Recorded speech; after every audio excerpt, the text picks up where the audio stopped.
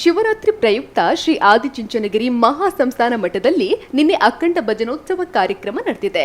ಮುಂಜಾನೆ 6 ಗಂಟೆಯಿಂದ 9 ಗಂಟೆಯವರೆಗೆ ಸತತ 3 ಗಂಟೆಗಳ ಕಾಲ ನೆಲ್ಲೂರು ಕೆಂರಾಜೆ ಗ್ರಾಮದ ದಾಸನ ಕಜೆಯ ನಾಗಶ್ರೀ ಭಜನಾ ಮಂಡಳಿಯ ಸದಸ್ಯರು ಮತ್ತು ಸಂಪಾಜೆ ಗ್ರಾಮದ ಕೊಯನಾಡು ಇಲ್ಲಿನ ನಾದ ಪಯಸ್ವಿನಿ ಭಜನಾ ಮಂಡಳಿಯ ಸದಸ್ಯರುಗಳು ಭಜನಾ ಸೇವೆಯನ್ನ ನೀಡಿ ಇಲ್ಲಿನ ಭಕ್ತಾದಿಗಳ ಮೆಚ್ಚುಗೆಗೆ ಪಾತ್ರರಾದರು. ಬಳಿಕ ಮಠದ ಶ್ರೀಗಳಾದ ನಿರ್ಮಲಾನಂದ ಸ್ವಾಮೀಜಿಯವರನ್ನ ಹಾಗೂ ಪ್ರಸನ್ನಾನಂದ ಶ್ರೀಗಳನ್ನ ಭೇಟಿಯಾಗಿ ಆಶೀರ್ವಾದ ಪಡೆದುಕೊಂಡರು.